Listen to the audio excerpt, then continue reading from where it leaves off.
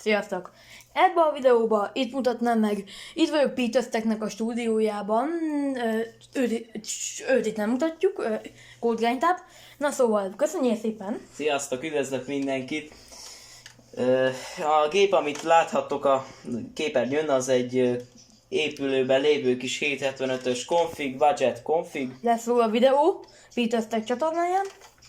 És igazából egy nagyon egyszerű, Kurva madarak.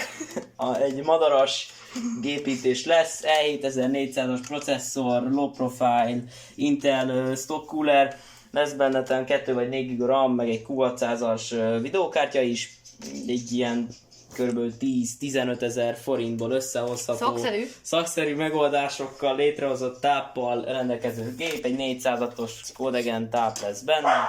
Köszi, hogy megnéztétek, sziasztok!